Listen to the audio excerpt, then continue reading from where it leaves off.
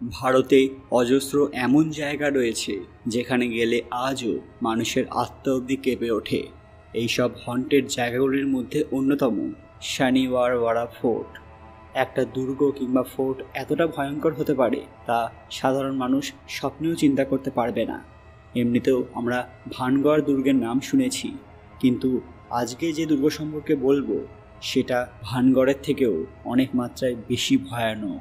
তার পেছনেও বেশ কয়েকটি মর্মান্তিক কারণ রয়েছে। ঠিক কী ঘটেছিল এখানে, আর আজও কেন মানুষ এখানে যেতে একটু ইতস্তত বোধ করে, আমাদের আজকের নিবেদন হন্টেড শানিওয়ারওয়াড়া ফোর্ট। ভিডিওতে এগোনোর আগে সবাই আননোন মিস্ট্রি চ্যানেলটি অবশ্যই সাবস্ক্রাইব করে নেবেন।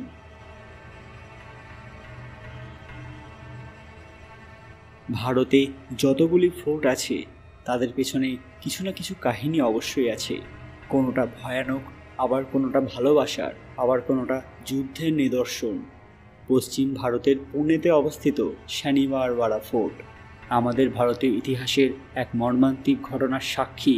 এই ভৌতিক দুর্গ ভারতে যতগুলি হন্টেড জায়গা আছে তার মধ্যে এটিকে অন্যতম বলে মনে করা হয়। বাইরে থেকে দেখে সাধারণ দুর্গের মতোই লাগে, কিন্তু পূর্ণিমার রাতে এখানে এক এমন ঘটনা ঘটে যা সকলের কল্পনার বাইরে। পূর্ণিমার রাতে এখানে এমন কিছু হয় যা দেখে এখানকার শক্ত লোহার প্রাচীরও কেঁপে ওঠে। পূর্ণিমার রাতে পুনের শানিওয়ারওয়াড়া ফোর্টে এক নবযুবকের আর্তচিৎকার দিকে দিকে ছড়িয়ে পড়ে।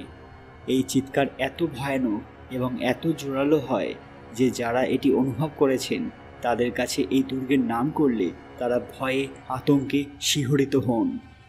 ভারতের একজন প্রসিদ্ধ সেনানায়ক ছিলেন বাজিরাও।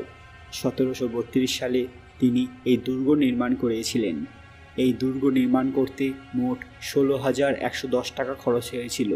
এটি সেই সময়কার অন্যতম প্রসিদ্ধ একটি দুর্গ ছিল।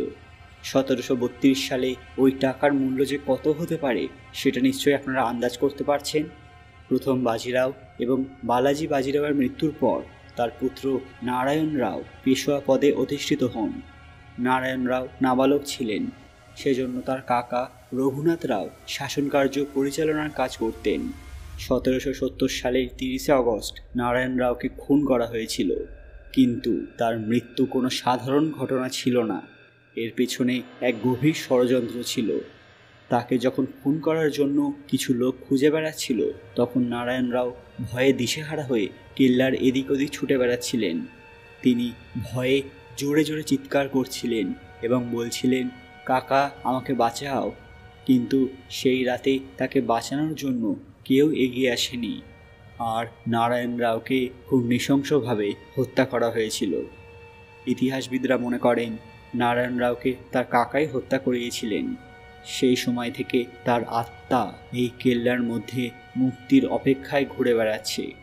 মৃত্যুর সময় তিনি যে কথাগুলো বলে শেষ নিঃশ্বাস ত্যাগ করেছিলেন সেই কথা এবং সেই চিৎকার আজও পূর্ণিমার রাতে এই কেল্লায় প্রতিধ্বনিত হয়। প্রতি পূর্ণিমার রাতে এই দুর্গে যে ঘটনা ঘটে তার সাক্ষী অনেকেই আছেন। আজও পূর্ণিমার সময় এই দুর্গে যাওয়ার কথা কেউ ভাবতে পারেন না। তো কেমন হলো আজকের ভিডিওটি? আপনারা কি কখনো এই দুর্গে গিয়েছেন?